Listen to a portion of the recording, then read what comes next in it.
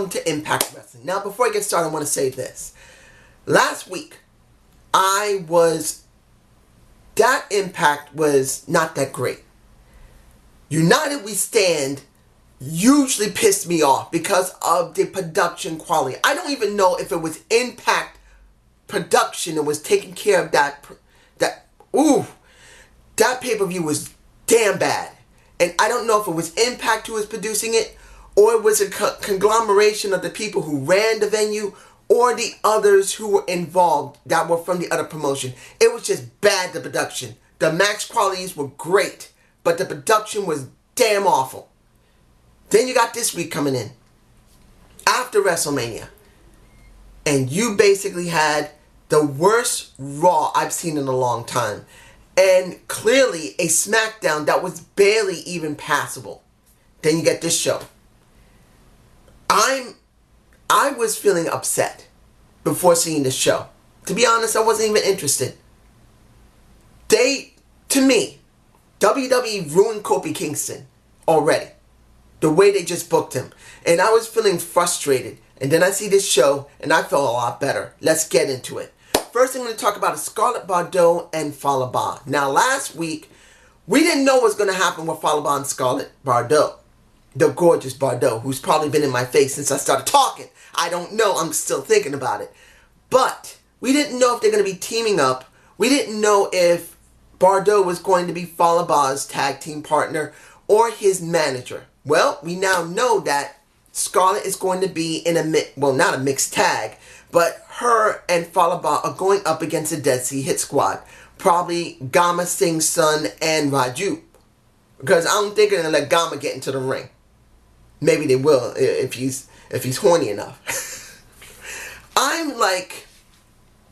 have this feeling that this is not going to be the only time I'm going to see Scarlett Bardot dealing with men. I have this feeling that they're taking an angle showing her sexuality with her actual in-ring prowess.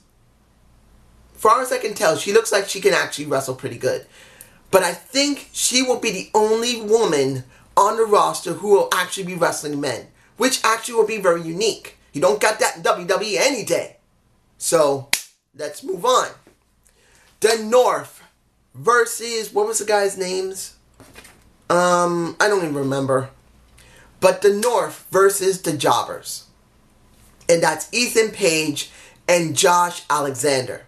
Now, I'm going to say this about Josh Alexander. I like him. Now, I've never seen him before, other than a few times they've shown him. I think they showed him in Border City Wrestling. Or I'm sorry. Someone had told me about Josh Alexander, and I checked on YouTube for at least 1 or 2 videos of his. And if I remember correctly, it's been a while, that he just seemed to be really a good ground wrestler. I mean, he's very physical, but he's more of a grounded wrestler than a high flyer. So when I saw Ethan Page and him together, I'm thinking, they're not jobbing him out like they did with Reno Scum. And I don't care what anybody says. If you're bringing someone in like a Reno Scum, why would you job them out so quickly? Even if they only had about a month or 2 of a contract, or 3 months, use them properly. Make them interesting before you have to let them go again, or if they're not even being seen at this moment, but they are been in tapings. I actually liked Reno Scum. I liked the Legend, and I liked the other guy. I can't remember his name. Anderson. I think his name. One of the other guys was Anderson. The other guy was the Legend. I actually liked them. They had somewhat of a really nice feel. And I never liked it that Fallah Bahh and KM wiped the floor with them. I didn't like it. Now you got the North, where these guys, I can't remember, was the Reverse Luchador, I believe. I can't remember his guy's name. And the other guy, they put up a decent fight, but the North wiped their asses out. And I'm fine with that, because it shows they're willing to push another tag team, which we desperately needed in Impact. WWE is not giving us tag team wrestling. So I'm hoping, because now you got the North, you got Eddie, and you got, I really don't want to see Eddie and Eli as a tag team. I really like to see them as singles competitors. But if you're going to go there, make sure they mean something. So they're there. You got the LAX and you got basically the Lucha Brothers. I'm fine with it. I'm hoping they bring in another team, which it could be more competitive.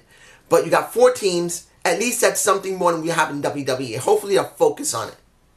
Now, let's move on to how the stream was working. Melissa was not there. It was Don. Donny boy. I'm hoping. I understand Melissa's in... Well, Melissa might have had surgery. She was injured. I may not be happy the way she's working the stream, but I do not want to see anybody injured. And if she's had surgery because she's been hurt, I hope she will get better. But I'm going to be honest here. It doesn't matter if she's the sweetest person you could ever meet. It doesn't matter that you want to feel sympathy for her because she's injured. The truth is the truth. She's been terrible at the stream. And the only thing Don did, he showed simply what's in my face. We'll be back soon. Impact will be back soon. And that was there for about maybe a few seconds to a minute. As he sets everything up, he comes on and he makes sure, 1, he's not eating anything while he's doing it. 2, the camera, yeah, it was a little jerky, probably because it's a webcam connected to his laptop. Fine. But his voice was not clipping. He had clear video. It was clear as it could be. He talked clearly. And it was interesting. This is what I was hoping from someone like a Melissa Santos. Someone that would understand you're doing this. Make sure you don't eat on stream. Make sure your mic is not clipping. Make sure you got some way at least seeing what you're doing. And at least make sure that you interact with the people.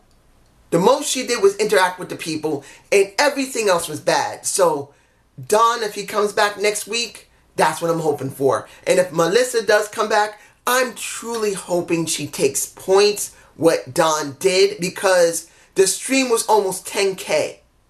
At one point it was 9,780, I believe. 10K! It was a smooth stream. It was done well. And let's move on. The match of Moose versus, what was the guy's name? Weiss of the Rascals. I'm sorry, I wasn't interested. I understand, I made a mistake before, and I'm going to be owning this. I thought that, well, at first, I thought Moose was just bullying the Rascals. But since what happened with Melissa, that Moose couldn't get anywhere and they were making fun of him, then he started harassing them. That's understandable, but to be honest, and I'm being honest here, you had Moose, who was legitimately in the main title scene. Now, instead of being in a tag team with Killcross, and I'm going to get to Killcross in a minute. I know the one who likes Killcross is watching me. I will get to him in a minute. Seeing him work with the Rascals feels like a bad step down to me, personally. Now, if he worked with one of the Rascals in a tag team, that would make some sense. But now he's going up against each and every one of them because they made fun of him because he couldn't land Melissa Santos. And that actually doesn't make that much sense either, that he did that, because it's already been clearly defined that if this was going to be happening, then you would have to put Brian Cage in the situation, which was dumb. But I'm just saying that Moose won the match. He destroyed Wiz. I can't remember his name. I don't care. Look, the Rascals are a pale comparison of New Day. I know people don't want to hear that, but it's the truth.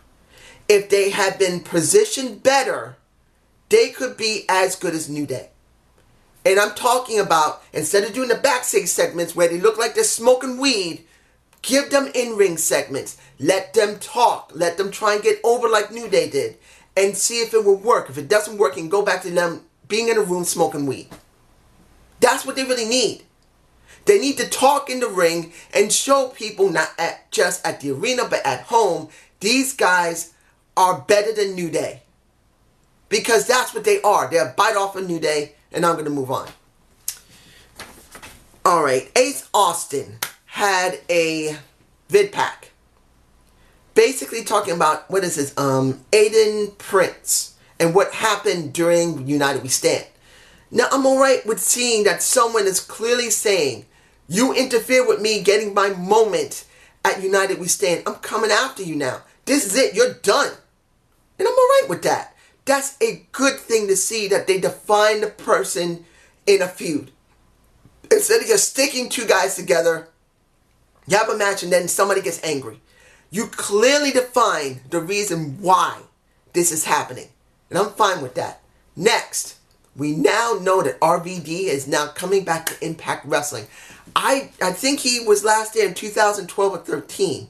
They did show him going up against Joey What was it?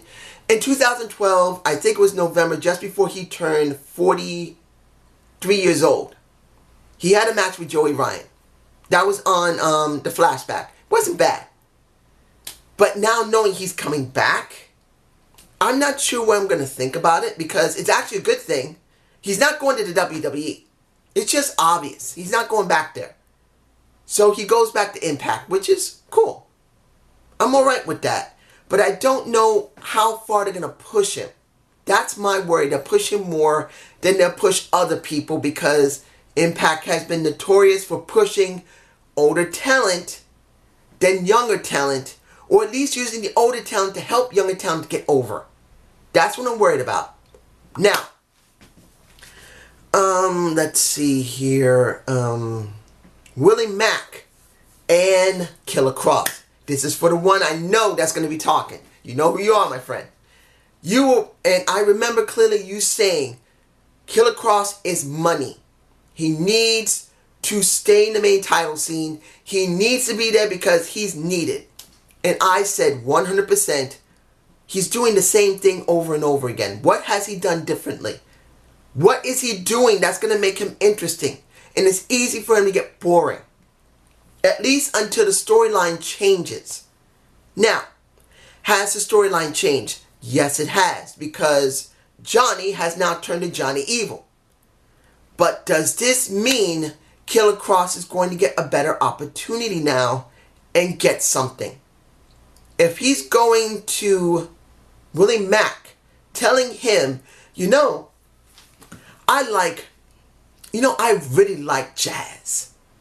And you know who else likes jazz? It's Rick Swann. And you know what?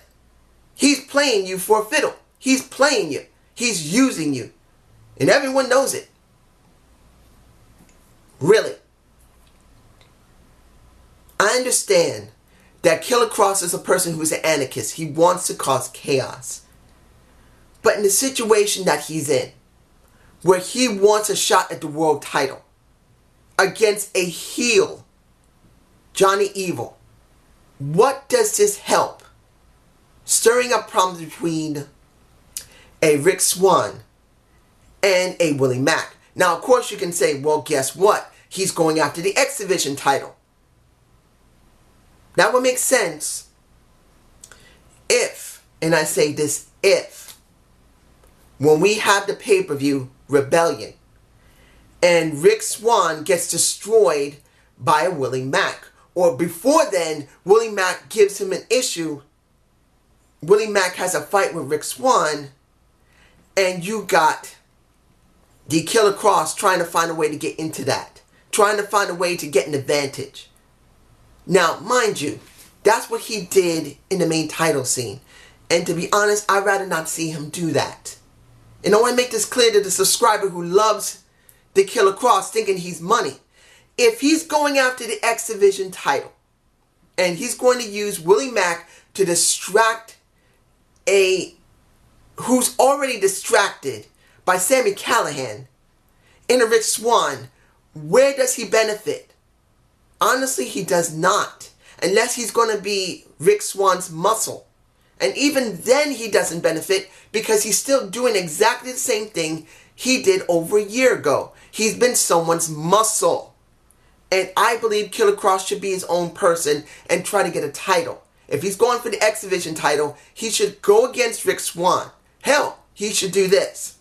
Destroy Sami Callihan, then go after Rick Swann, and then get the title. Well, let's reverse that. He has to go through Willie Mack and destroy him. Then he's got to go through Sami Callihan and his crew, and then he goes after Rick Swann, and then that would make sense.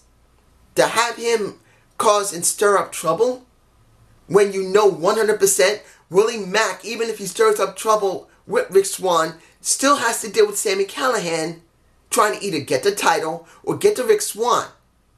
Unless they're trying to use this to get Rick Swann to turn heel, which he should have did at United We Stand. And before that, at Against All Odds. Actually, it should have been at Against All Odds. He should have turned heel instead of at Rebellion, where you could be booking this. Now, one thing I need to say before I go any further. I'm not really big on the GSM. The global, well, GWN. The flashbacks, they're cool at certain points. They have certain matches that I do like. But the second flashback, I gotta admit, I laughed my ass off when I saw Scott Steiner and his momentous promo segment saying, you know, I got 3/3% and 27% with 6% in getting this match. And you got Petey Williams trying to imitate him being the fake Papa Pump. It was funny. Scott is just damn funny. He just rattles off the most ridiculous and stupid things and make it work. I don't know who the woman was in the background. I'm sorry, guys. I wasn't watching the product in 2008. So I don't know who that woman is that looked like was holding maybe the X Division title. I'm not sure. But she's a big-ass woman. That woman was tall. She looked like she could destroy anybody. But that was the moment that was really funny. Now, Su Yung versus Rosemary, which, oh my goodness. This is in my face right now. Because of one thing and one thing only. It wasn't that the story was bad. It was exactly as I said. I didn't believe that Kiera Hogan was going to be working and teaming up with Rosemary. She was going to keep her distance because she doesn't want anything to happen to her. But that wasn't my issue, seeing Kiera Hogan get destroyed by the Undead Brides. Or destroyed by Su Yung. Or Rosemary getting destroyed by Su Yung and Kiera Hogan's right there by her side. It wasn't even about her showing her cleavage. And I'm talking about Rosemary, who has deep cleavage. It was the problem of her ring work. And we thought Allie was bad. It's back in my face again. I was shocked. I do not know what has happened. Rosemary was never that sluggish in the ring and slow. I understand she has a bad knee and she can't really move around like she used to. I'm not saying that, but legitimately, Rosemary looks bad. I don't know what it was. Unless she was doing that on purpose, she looked as bad as Allie. This was the first time I've seen Rosemary in a ring and actually legitimately wrestling without a tag team being involved. Her working with somebody. It was just her by herself. The last time, it wasn't too bad when she was in a ring because she tagged in and out. But here, she looked bad. You guys tell me what I'm missing. That maybe I'm missing something. And I'm not thinking because she's fat now. There's nothing wrong with Rosemary gaining weight after she messed up her knee. I'm just worried that she has not been in the ring for so long. She's got severe ring rust. That's bad. I don't know. Let's move on to Eli Drake and Eddie Edwards approaches the Lucha Brothers and say, look, we just beat LAX. We want a match. And LAX burst into the area they were and they start having a fight.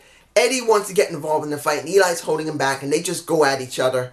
I did say, because of what happened, there might be a triple threat at Rebellion and this could actually happen. Now, what will happen as a result of this? I think I will give this light prediction because I don't like doing predictions anymore because it wasn't that I was wrong, but I found I didn't like trying to predict what 100% will happen to every match in a pay-per-view, no matter if it's WWE or Impact.